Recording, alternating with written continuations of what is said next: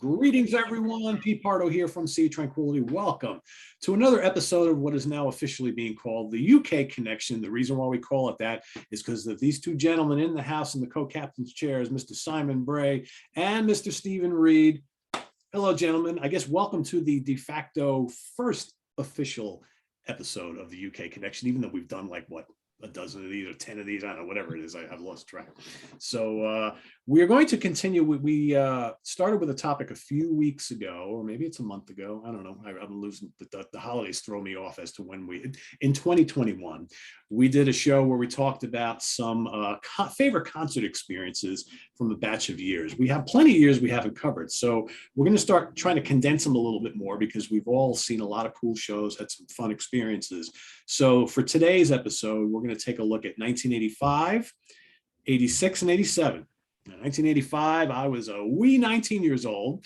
Steven Reid was still in diapers, and Simon Bray was just a couple of years behind me. So, so as you can guess, we're going to have varying degrees of concert attendances in this time period. But in saying that, I'm not going to have you go first, Steven, today, because I think you're going to be kind of watching and listening a little bit more today, but you do have some fun stories you have to tell. So we'll get back to you in a second. So Mr. Bray, I'm going to have you kick us off with 1985 and give us some of your highlights from that year. That's what you think's going to happen. You are of course wrong. Because I'm always wrong. I know. Yes. Excellent. Yeah. Because this was a period where I started going to concerts, but I didn't go to that many because,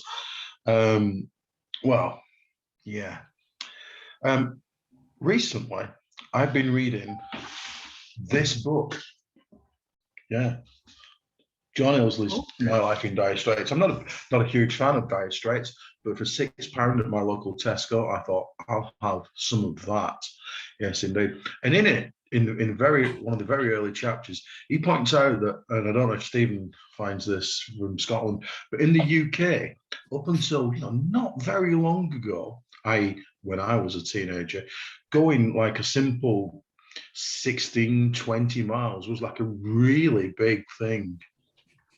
Oh, yeah, it was horse and car stuff back then. Yeah. This is the reason where I have nothing to say for the first 2 years that we're going to talk about. I do have some stories to talk about and more to do with jealousy than attendance. But realistically, for me to get from where I am to Edinburgh, because that's where shows were, not in Glasgow, which is completely the other way around now. Glasgow, not Glasgow, everybody, Glasgow, okay? It was like a 3-week trek. Do you know what I mean? It's like you had to almost build your own transport or beg your mum.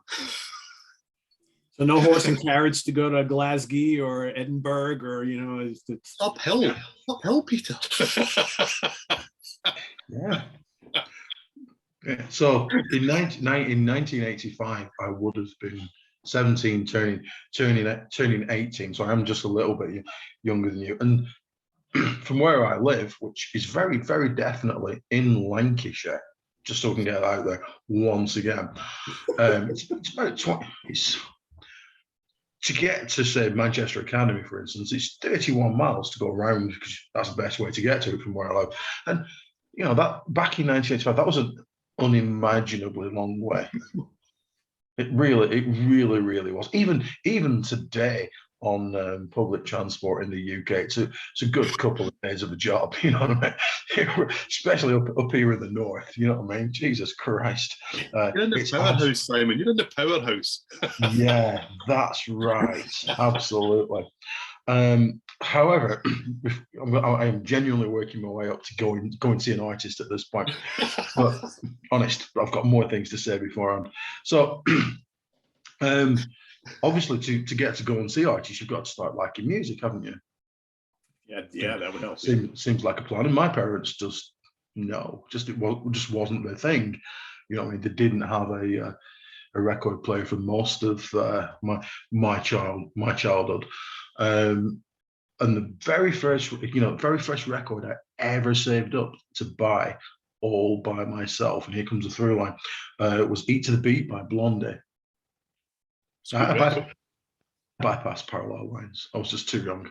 You know what I mean? So I've still got it. It's upstairs. If we had been shopping just before I came in, I'd have brought it down. But I'm not Steven Reid.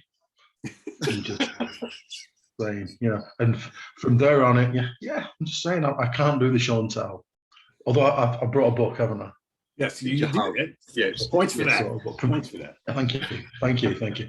From there on in, I really got into a band called The Undertones. Loved them. Absolute. Yeah, deal with it. Stranglers, who I am on record as saying are absolutely awesome. And when I was at college, I really, really tried to go and see my first concert. We tried very, very hard. Me and two of my friends. And one of my friends said, and I'll tell you the band in a second, I live in Bacup, and there's a shop in Bacup where they sell concert tickets. I said, yes, we're going to see this band. But my other friend said, well, you can only go and see that band if you come and say ha with me. So I made this pact with the devil. I said, I'll go and say ha if you come see this band with me. So we gave our money to our friend who lived in Bacup, and he went to the shop, and both were sold out. Now, here is the dilemma that I didn't actually have to do. If we had gone to see in 1985 REO Speedwagon, which is what I wanted to see, who I never actually did see to 2016. Oh, wow. So I think we know where we're going in that year. I would have had to go and see and sit through 2 hours of Sade. In what fucking world would I listen to that shit? So I am so glad I had to wait till 2016 to go and see. really am. Oh, do you know that I think in the middle of last year, when the TV channels were all going, nobody can go and see live music, we'll put lots of shows on the TV for you. Sade was on one night, and I was just flicking through the channels, and I thought, oh, music. Wow, it was garbage. It was so bad. That's a near miss. God for that. Just unimaginably bad. I'm saying. Anyhow, I eventually did get to go and see a turn, and here we go. And given what I said about driving, right? It was in Leeds. It was at Roundhay Park, which is enormous, and it was my very first concert. I feel like I'm starting off on a good one here. Bruce Springsteen and the E Street Band. Thank you. That's pretty good to get started off in. And that's how to kick it off. Yeah, that is how to kick it off. Yeah, thank you. Absolutely.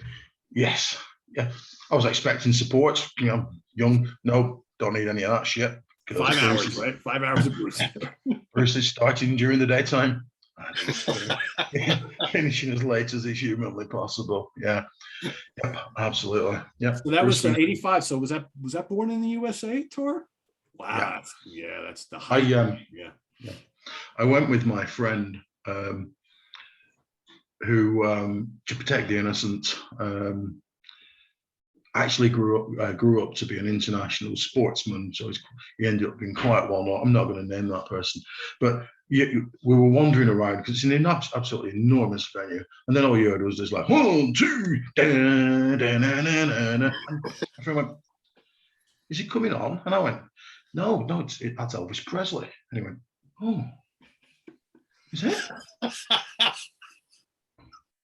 Yeah. Yeah. But the thing I most kind of recall is him Bruce being quite surprised that everybody knew Rockin' All Over the World, which he played. Oh, wow, okay. Oh, that one? Yeah. So that quite the obscure John Fogerty number he'd anticipated. Absolutely. Yes, indeed. Yeah. I felt like I started off well there. Yes, that's a pretty phenomenal way to kick off. Thank you very much. That's pretty good for the mild beginning, right? That's not. Yeah. And that was the only one I went to in 1985. Okay, well, that's not too shabby. That's not too shabby. So, Steven, I know you didn't go to any in 85, but you know of someone who did, right? That you probably were like, how do I? Well, yes, much though he's not into fan. Well, he's not really into music anymore. The reason that I started all of this nonsense is thanks to my elder brother, who's 4 years older than me. So in 1985, I was 12. That's what I was. So I wasn't going to any gigs, but I was aware of quite a lot of music because my brother already had quite an extensive record collection. So I might not get the years absolutely bang on here, but the first thing that he went to was the Powerslave tour. Now, I think that would be 85. And that was the way to start. And I whined and moaned and I want to go. Can I not go? My brother will take me. He will. He won't mind. He'll take me. And actually, he probably would have, because that's the sort of brother he is. But my mum was not having it. The 12-year-old cannot go and see something as wild and crazy and devil worshipping as Iron Maiden. So my brother, and I don't have it now because, I mean, it basically fell off me at the end.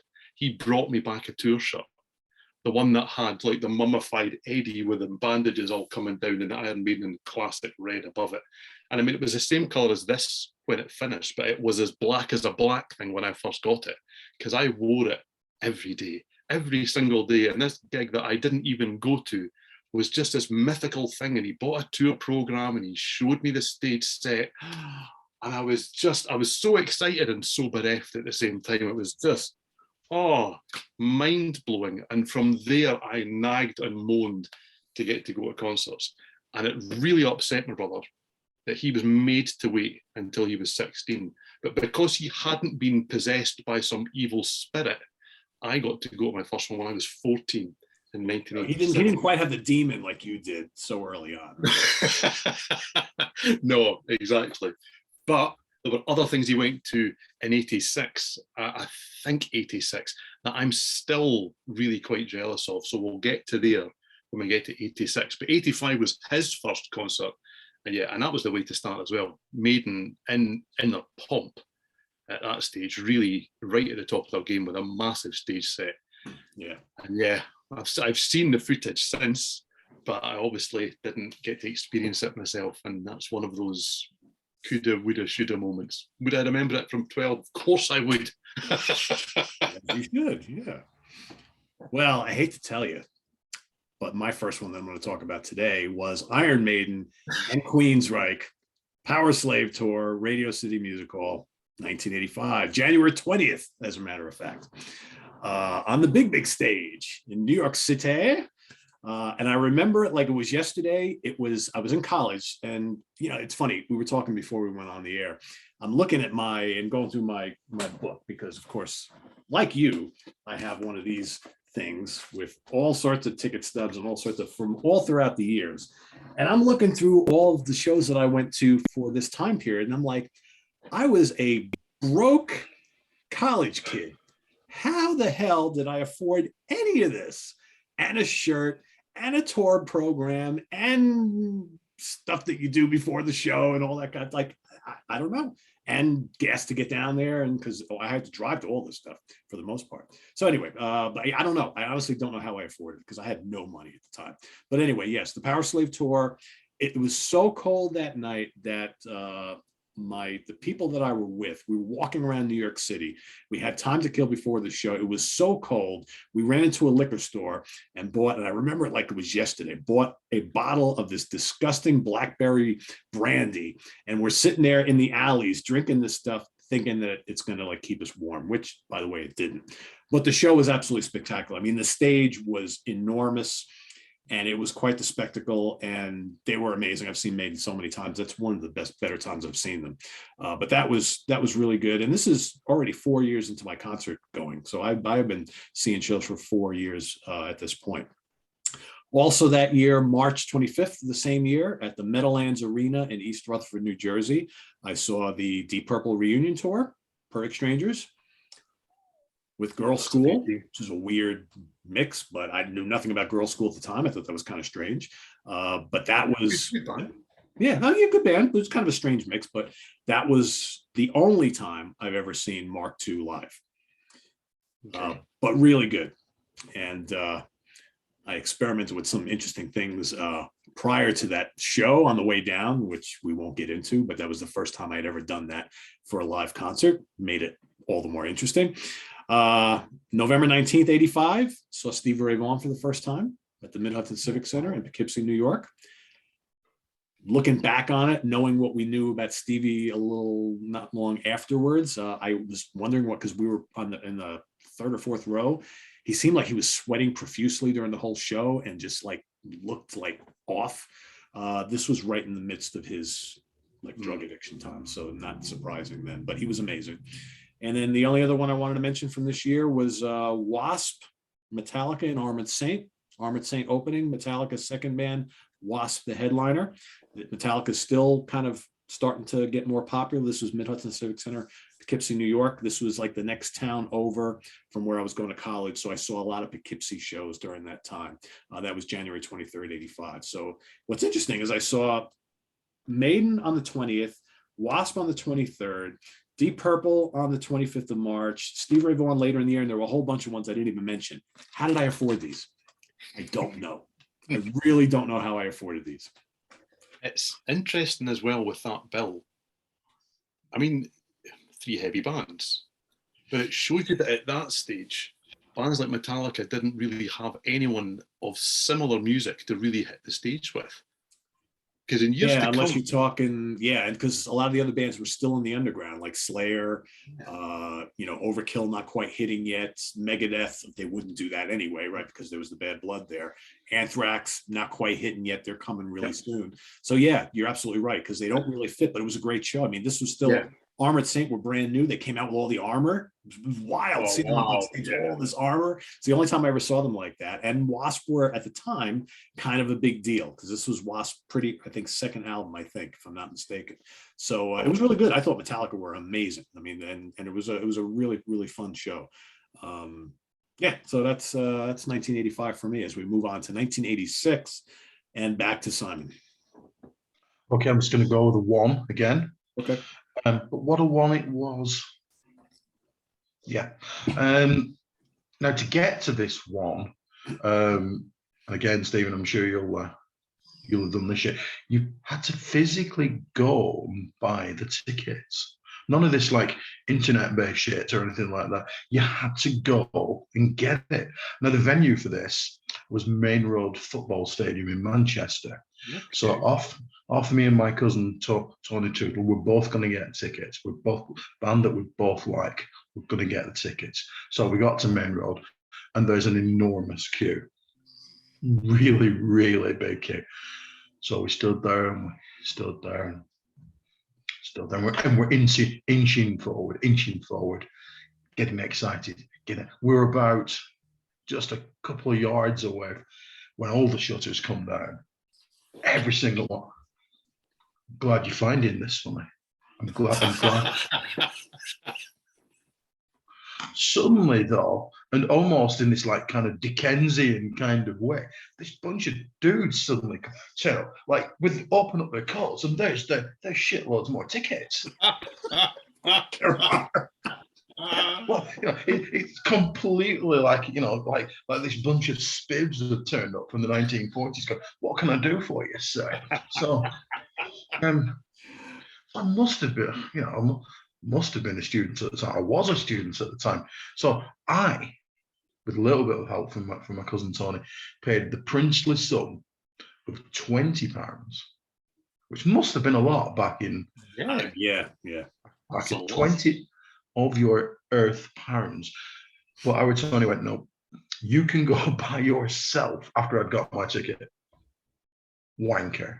Yeah, I had to go by myself, right? Which meant that on the day I had to park in the area of Manchester where Main Road used to be, probably still is. Like, really? I'm surprised that, I don't want to stereotype, but I'm surprised the car came back home with me, but it did.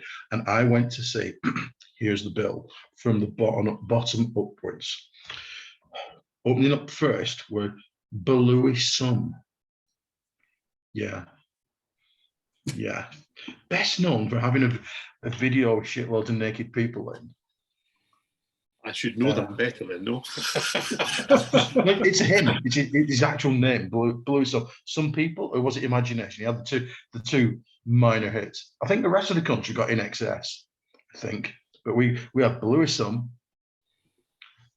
The Quo. Oh. With Rhino and Jeff Rich. And headlining, Queen. Wow. Yeah, okay. See, I knew that the fun of this was going to be coming on and going. Yeah. I never saw Queen with Freddie. Never saw Queen, because I won't compromise on that lineup for me personally. I'm sure they're doing great stuff. And I quite like the Paul Rodgers album. It's not a Queen album. Quite like the Paul Rodgers Simon, album. so that's 85. So that's, what is that? Kind of Magic? Magic Tour, yeah. And rather like Steven, because it was my own t-shirt, the one that I got myself because I went to the band. I wore that t-shirt until it rotted. Yeah. And it took a long time to rot. It must have been quality. No Fruit of the Loom on that one, right? No, just must be quality. But here's my major memories of that. Loved the Quo. Was found Belouis decidedly more mediocre, but he's going to come back in about 30 years' time. Don't worry about it. To join our story. But Queen, I mean, firstly, they were mostly amazing. Yeah, just saying.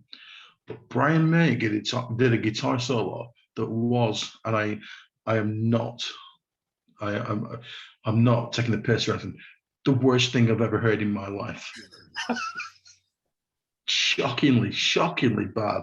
Really. Now I've been told that he does the stuff in the studio and he's really meticulous and stuff, and that he doesn't do improv. No shit. I love the guy and I love the band.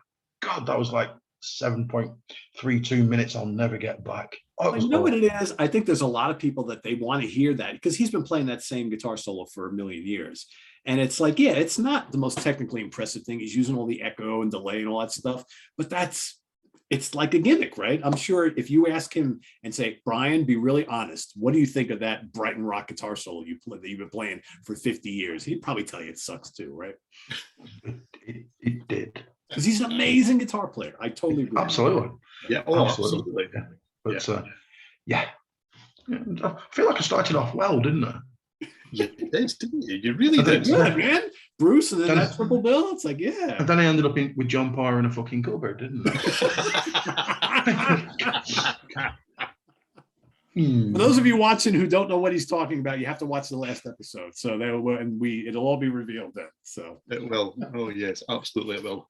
So I have to ask, and I'm sorry, it's halfway through the episode. I should have done this at the beginning. So I always want to know what you guys are drinking because it's always a little later in the day when we talk. It's too early for me. So I've seen this wonderful black elixir or dark elixir on Steven's glass. What do you got there? So this is a beautiful dark ale from the Abernight Brewery. Okay, I try not to give away too closely to where I live.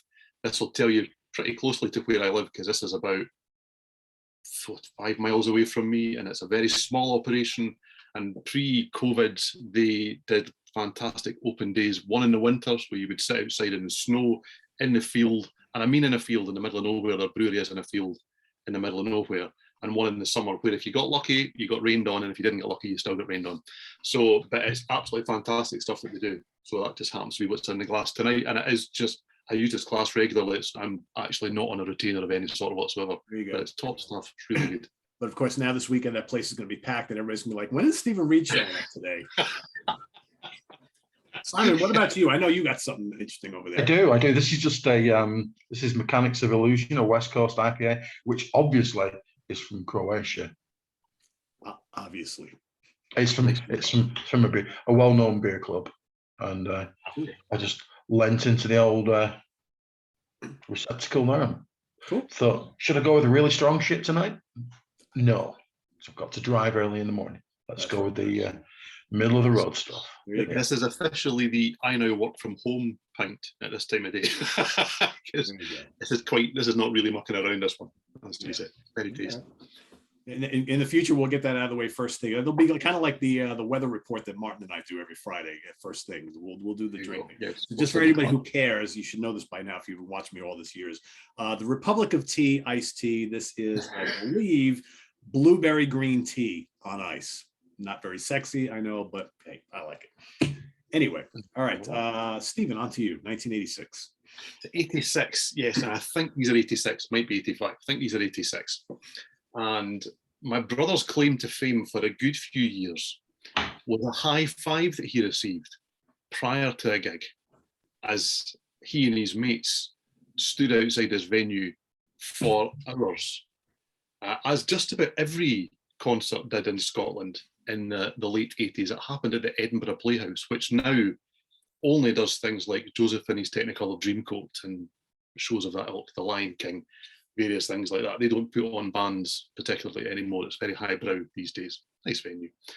And they stood outside for hours in the cold because they were into a band that really nobody else, certainly none of our friends, had any idea who they were.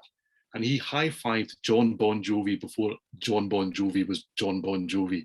And he was so excited by that prospect because he saw them headline at the Playhouse on, well, I don't even think that 7,800 Fahrenheit was even out by this stage, but they did play Tokyo Road and various things. I had to be nosy for the set list earlier on today to see if I actually had made this up in my head, but I haven't. It really did happen. Don't know who supported. And I was jealous at that stage because I love the first Bon Jovi album. It's an absolute belter. I really like it. The second one, yeah, it's got some good songs, not so good. After that, I kind of lose interest a little bit. Lots of complaints, fire away.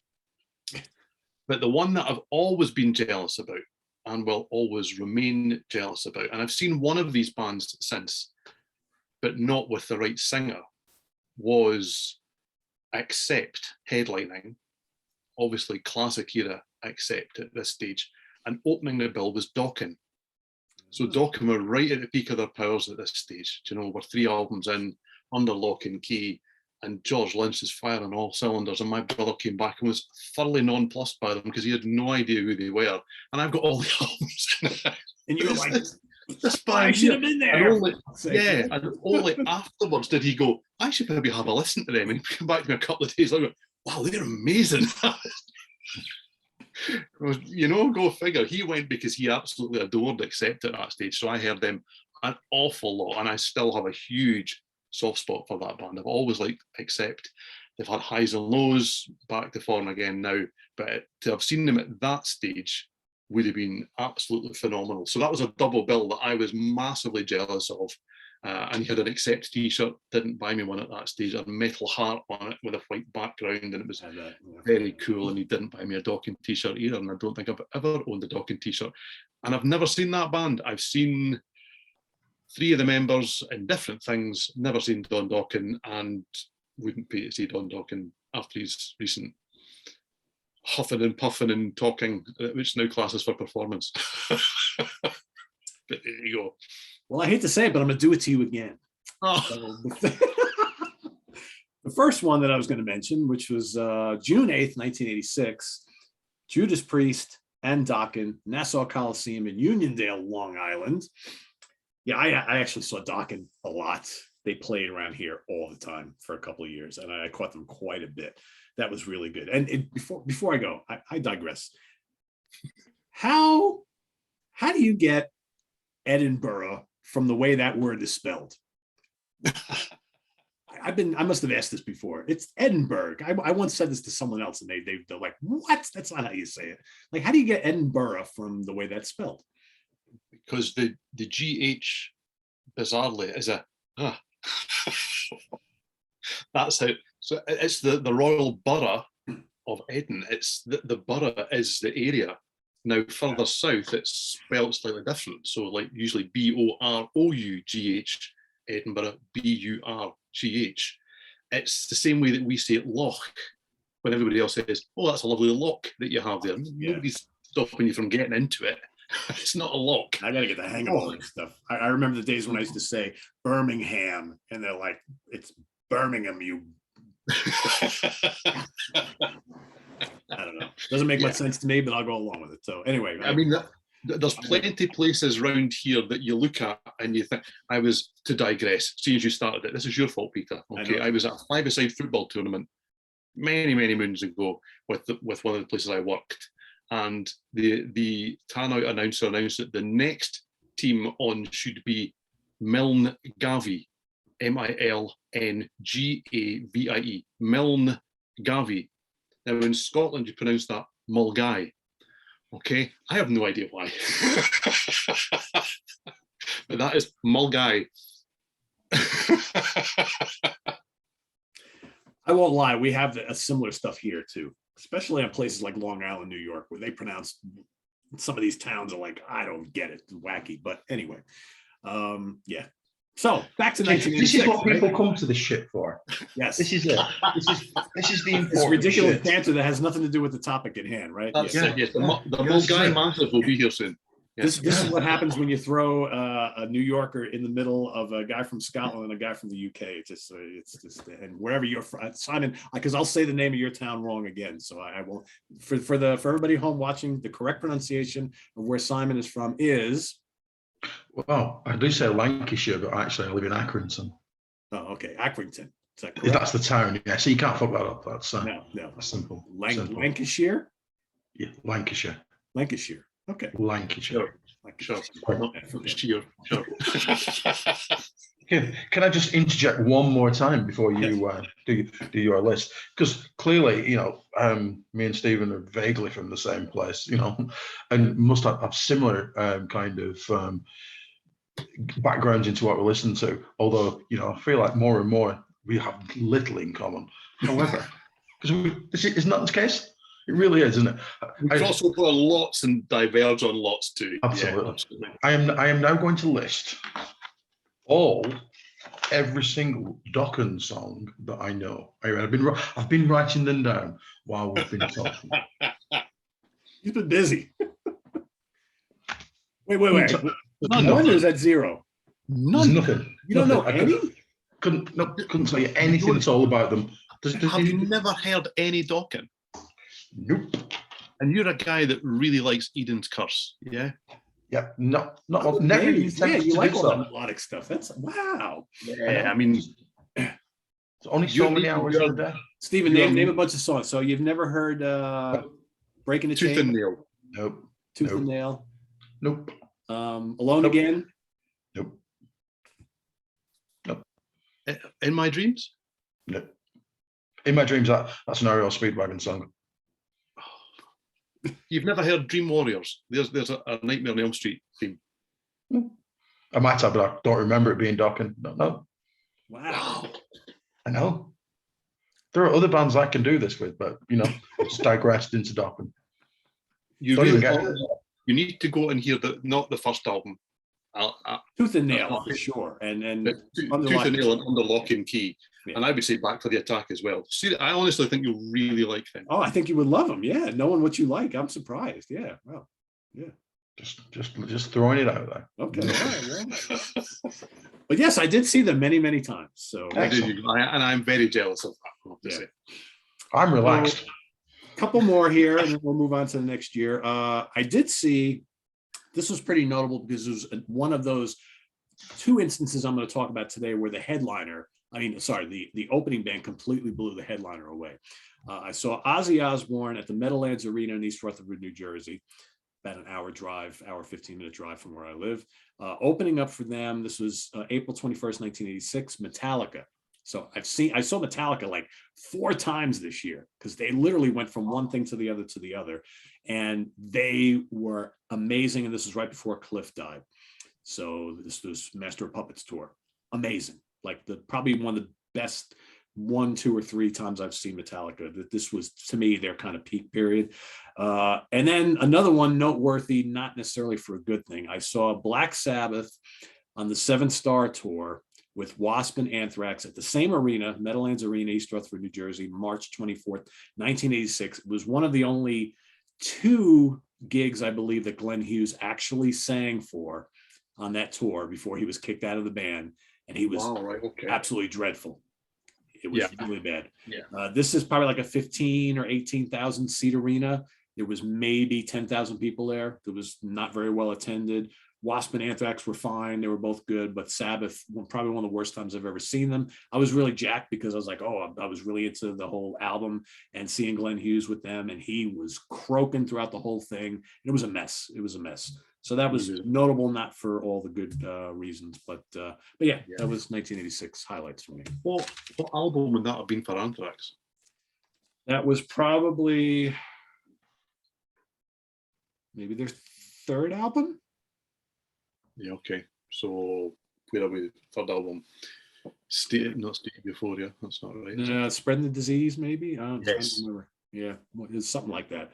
So Anthrax at the time were, really starting to catch on a bit. Really good band. Yeah, because it's a pretty big tour for them, because I mean, this was Sabbath, right? Even though Sabbath is starting to slide a little bit at the time, or as we right after this slide a lot, that was an arena tour. So, and Wasp was still fairly big. This was, I think for Wasp, this was I think Final Command, if I'm not mistaken. So was that their second album, third album, something like that. Second album. Yeah. Oh yeah. All right, back to Simon. So 87 was a pretty good year. 1987, again, just the one. February the 19th, fact fans, I went in my car again, right? Bear in mind, tiny distances. I drove from Accrington to Birmingham. Yep, that's right. All the way to Alabama. No, yes. Yep, straight down the M6, straight to Birmingham, to the ME, to what was the NEC, and he's now not. It's got a weird ass name now. I can't remember what it is now, but yeah, even though I was never there, it'll be the NEC to me as well, because it was on every tour poster that I ever saw. Yeah, so I drove from Accrington to Birmingham to see Are We Ready Kids. In support were Shy. Oh wow, yes, get in. Now, as I recall, and memory does tricks, doesn't it? Tony Mills wasn't in a great mood that night. He really wasn't. He really, because I don't think because Meatloaf at the time was like in a bit of a career trough. It wasn't going well for Marvin at that point, and maybe it was the crowd or whatever. But I distinctly remember Tony Mills not being in a right good mood, and maybe forcefully asking the crowd to give him just a little bit more. And I feel like the crowd only really knew because they did Devil Woman, the Cliff Richard song. Mm-hmm. That's the only point that the crowd, went wild, as it were. But, excuse me interrupting, Simon, but was Tony's hair at that stage like up here somewhere?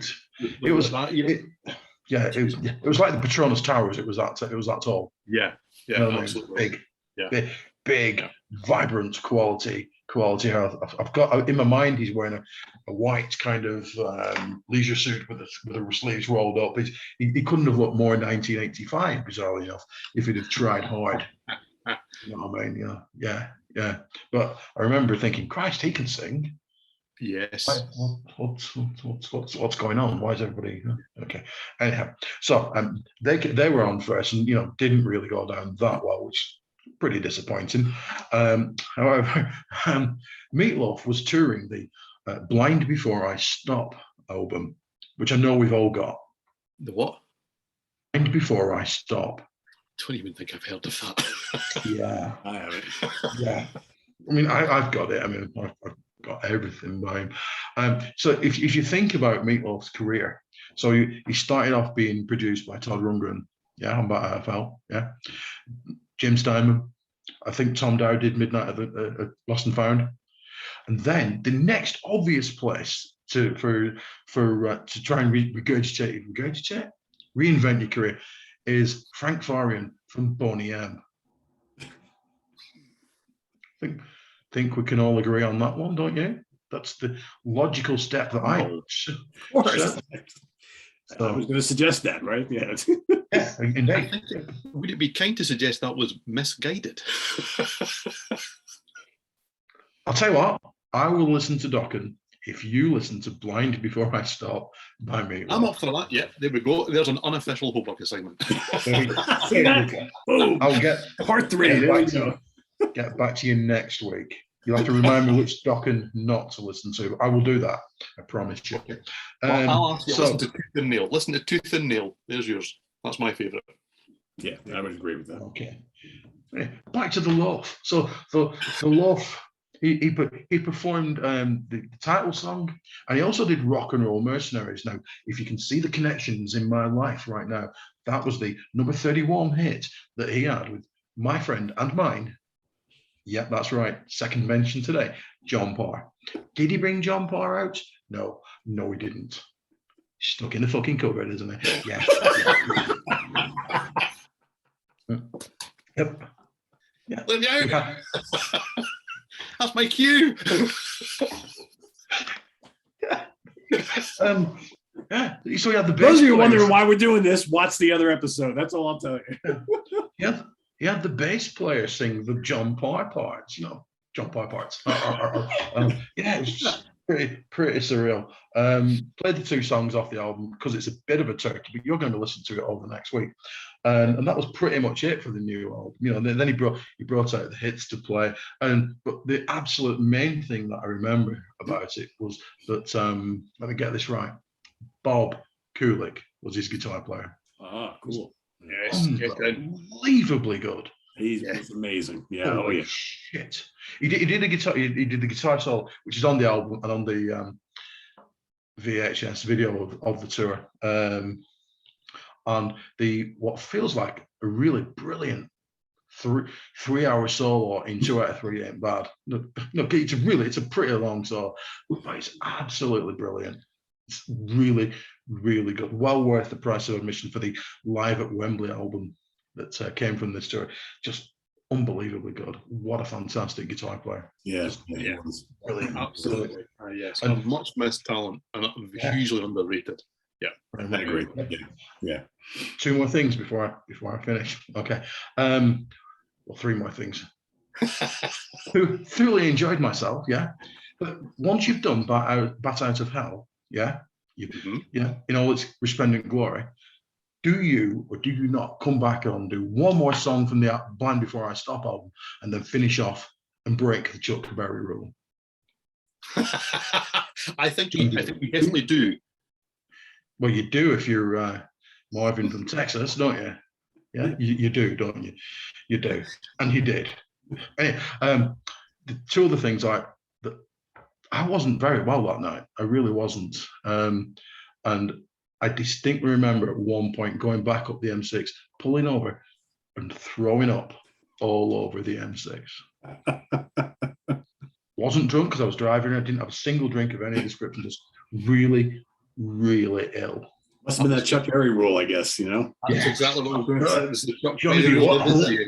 Yeah. You chucked the Chuck Berry rule. Yes, absolutely. But the other thing, and this is definitely cool, I got, like you get the t-shirt, you get the Meatloaf t-shirt, yeah. Bizarrely enough, the very first picture I have of your friend Stephen and mine, our Benjamin, in the comments below, is him like that with my Meatloaf t-shirt. Just 18 months later. How cool is that? Yeah, there you go. Very cool. That is very cool. Yes. But even though that t-shirt has rotted, it's not people because that's a thing with me. Just saying. Just need a new. Yeah. That t-shirt, that picture will always remind me of throwing up on the M6 and John Parr not turning up. Oh, sorry, Benjamin being born. That's pretty cool. Well, now that you talked at length about the Loaf, now the questions are going to be in the comments below. When are you guys going to rank the albums with Meatloaf? So we might have to do that. I can do that. I am familiar with his work. There you go. Well, so everybody watching, that'll be coming up in the not too distant future. So, Blind Before I Stop, number 1.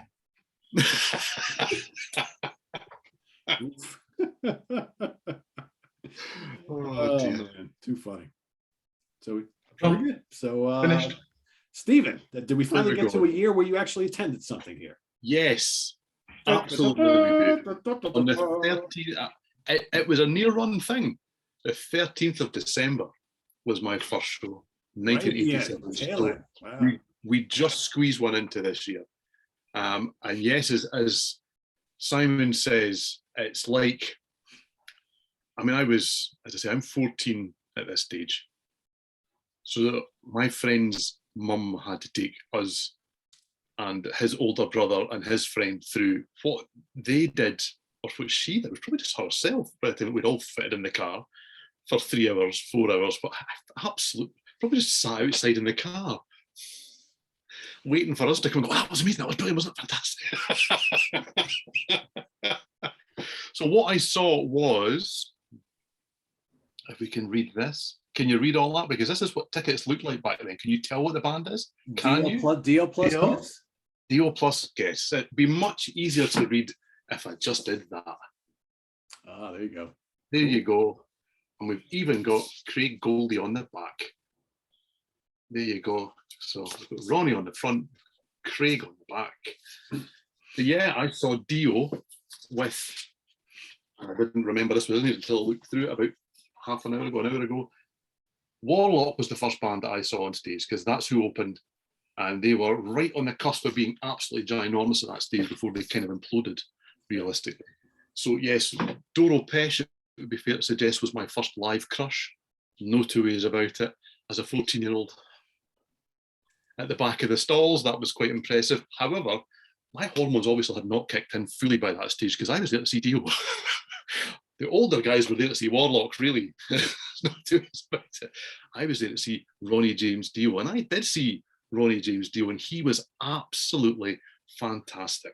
And what else I saw was a spider, a bizarre mechanical spider thing that came down from the roof. Right, nobody wants to see my sweaty armpits again. Came down from, it's very warm in here, came down from the roof, and Craig Goldie, during his solo, shot it, and it went. It was the biggest sort of anti-climax, but that was what it was meant to do, I think. It wasn't meant to go, because we're playing a theatre here, do you know, back in the days where if that had happened, it had burnt down. So, you would think Ronnie and the band would have learned something from the tour before, where they brought the big dragon out, which didn't work. Oh no, that I saw, and that was a disaster. That was this too. We got that too. We got both. We got Murray coming on the side, this bizarre straight up and down thing that it wasn't until I read a review of a different show from the same tour that I went, that was a dragon. That's what that was. I think we're phasing the dragon out, bringing the spider in. I don't think either lasted.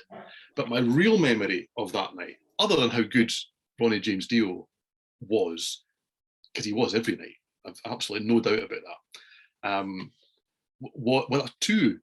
There you go. Just like two memories. One was Vinny Apice's drums, which, as happened back then, you couldn't just have a drum solo. It had lights around either side of the riser that started to rotate and do all this stuff. Wow, 14-year-old, mind-blowing, absolutely mind-blowing. He's not just hitting the drums, he's hitting the drums as the lights turn. You know? I can't remember if it was a good drum solo. I was blinded by this stage. But also as Ronnie, because I mean, obviously there's a whole evening of this. But we, as Simon mentioned, well, we couldn't go to the venue. We couldn't go to Edinburgh to buy tickets because that was in a different time zone. Do you know, we had to like suit up in encounter suits to go to the concert because it was in a, so we had to go to the local record shop.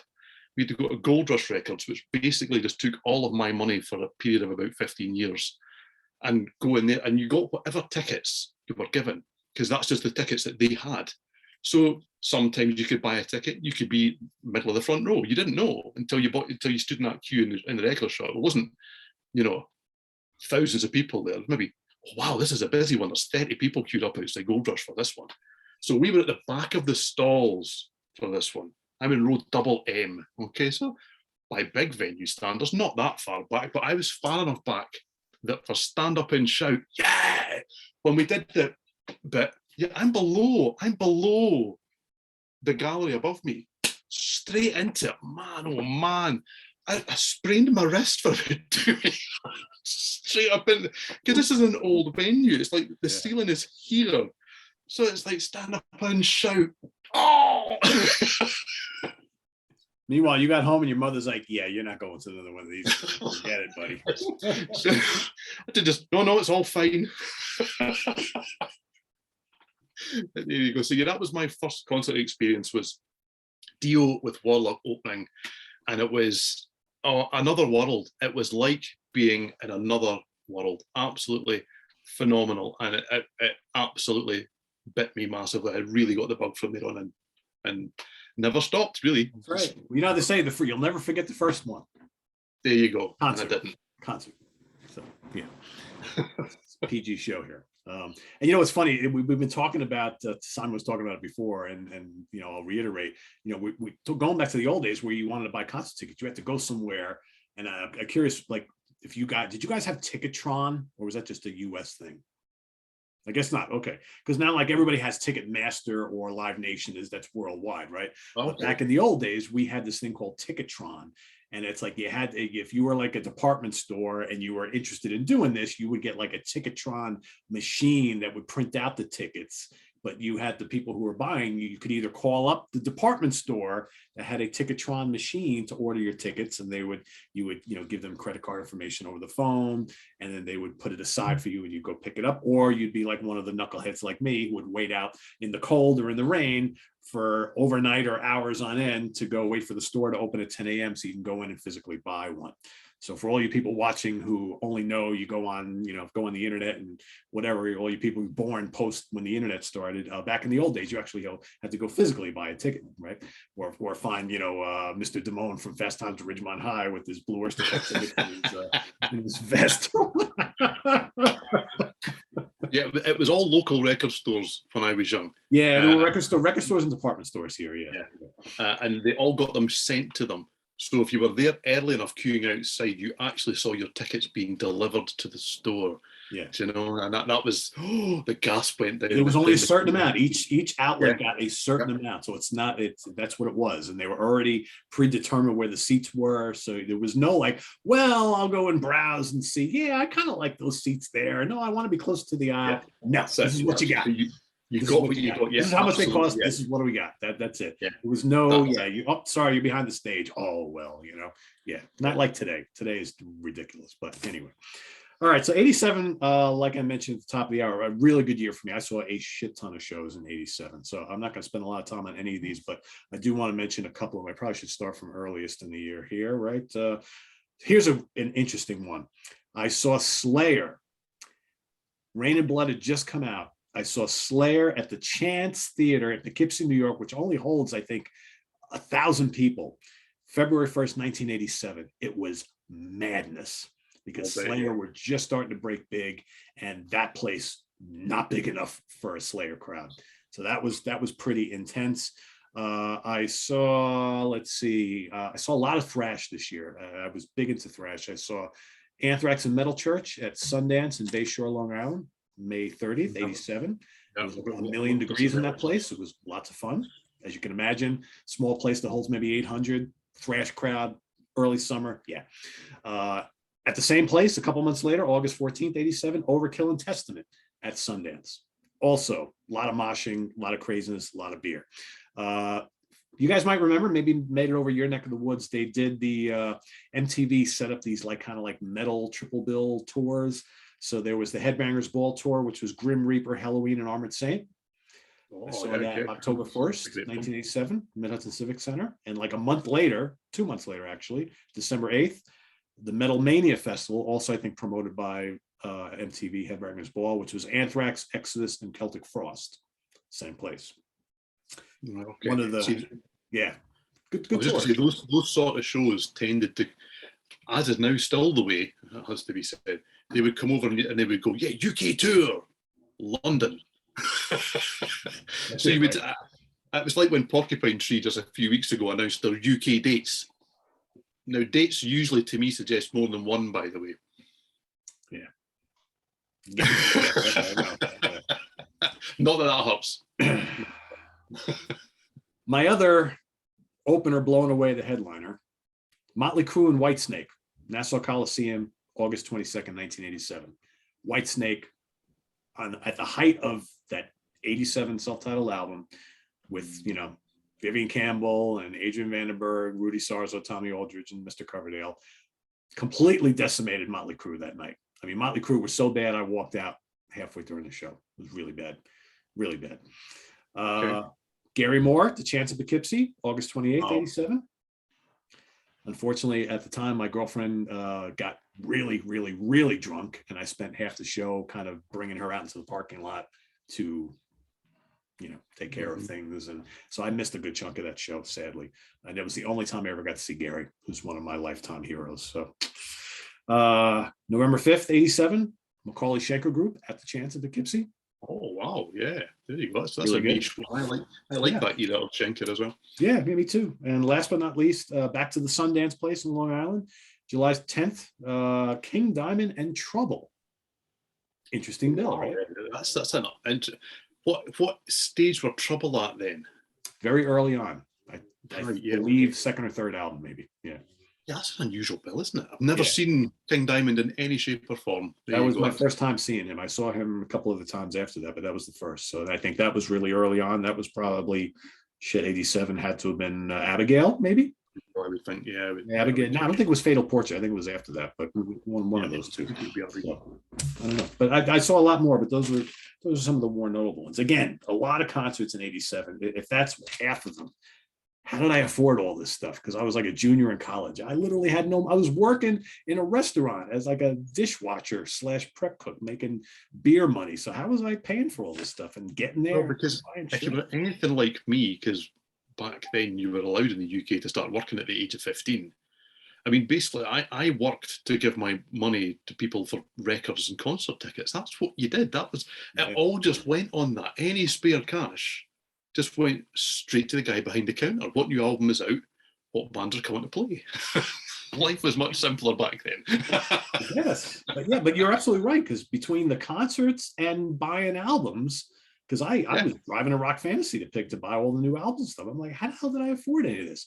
My guess is, my parents were probably paying my rent in my apartment off campus, and I was, whatever I was working working in the restaurant, I went and bought music, beer, and concert tickets, and I had nothing left after that. How I ate, I have no idea. I don't know. So. Yeah, that's the bare essentials are covered. That's fine. Yeah. Whatever. So there you have it, everybody. 1985 to 1987. Our formative years, so to speak, especially for the two of you. For me, I had already been a kind of a concert pro at this point in time, but it would get interesting going forward. The 90s were an interesting decade. Yeah, I know, but I'm just interesting experimenting with other types of music, perhaps. We'll see. We'll get there eventually. Yeah, I mean, we are going to go through these different eras. I saw lots of shows in the 90s, lots and lots. Yeah, I mean, I did too, but it was weird. It was just, I saw so much metal in the 80s, and in the 90s, I started going to see other stuff, So, and then I got back to it. It's an interesting journey as we go through. Yeah. Well, it always is, because I looked through the book and I'm like, oh, wow, I saw that right around this time. It's like, it's interesting how like all of a sudden I started going to jazz concerts every month, and I'm like, I never did that before, right? Got to start somewhere. So. Okay. Yeah. And so just so everybody knows, we're going to be every week on this show, on the UK Connection show, it'll be varying topics. So you're not going to get concert memories every single week. We've got some other fun stuff planned too, that are going to be musical to an extent, but they're going to be more about, having some fun. So that's coming up. And, thanks for watching. Visit us on the web at www.seeitranquility. You guys are drinking, and I'm the one who can't talk. I'm going to bed. You're going to bed. There you go. I probably look what I've done while I've been. There you go. Joining me in the car tomorrow. There you go. You are going to come back and say, I love that band. I really do think you will. I really do think you will. I'm very shocked that you've never listened to Dokken, because I think it's right up your alley. I'll let you know. All right, cool. There you go. Visit us on the web at www.seeitranquility.org. We're on Facebook, we're on Twitter, of course, we're here on YouTube all the damn time. For Simon Bray and Steven Reid, tune in next week to another episode of the UK Connection. Till then, have a good one. We'll see you real soon.